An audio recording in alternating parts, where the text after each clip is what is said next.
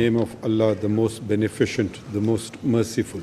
In the name of Allah, the most beneficent, the most merciful. I I, Asif Ali Zardari, do solemnly swear that Do I am a solemnly- Muslim swear that I am a Muslim and believe in the unity and believe in the unity and oneness of Almighty Allah. and oneness of Almighty Allah. क्या आपने कभी सोचा है कि एक राष्ट्रपति की बेटी कैसे उस देश की प्रथम महिला बन सकती है? आइए जानते हैं आसिफा भुट्टो की कहानी जिन्होंने इतिहास रच दिया है। नमस्कार, आप देख रहे हैं न्यूज़ और मैं हूं आपके साथ तनु शर्मा। पाकिस्तान के राष्ट्रपति आसिफ अली जरदारी ने पिछले सप्ताह अपनी 31 वर्षीय बेटी आसिफा भुट्टो को देश की प्रथम महिला के रूप में मान्यता दी।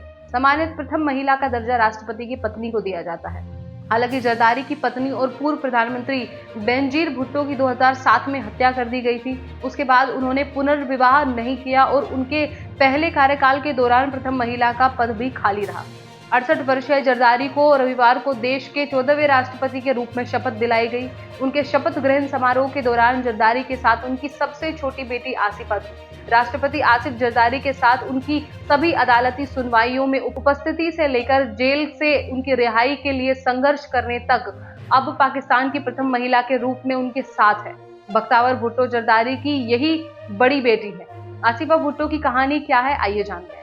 आसिफा को प्रथम महिला के पद का यह कदम राष्ट्र के राजनीतिक इतिहास में एक महत्वपूर्ण अध्याय है। युवा प्रथम महिला आसिफा भुट्टो युवावस्था से ही पाकिस्तान की राजनीति का हिस्सा रही है।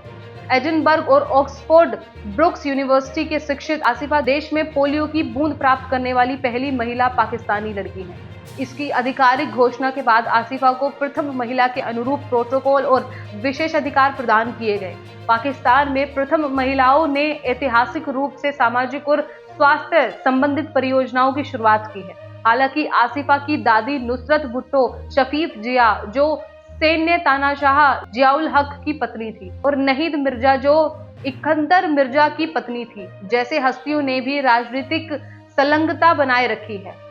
जरदारी के पहले कार्यकाल के दौरान आसिफा किशोरावस्था में थी और वर्तमान में वे 31 वर्ष की हैं। आसिफा 8 फरवरी के चुनावों के लिए पीपीपी के चुनावी अभियान में सक्रिय रूप से शामिल रही हैं और अपने भाई बिलावल भुट्टो जरदारी के प्रधानमंत्री पद के उम्मीदवारों के लिए समर्थन मांगने के लिए विभिन्न रैलियों का नेतृत्व किया।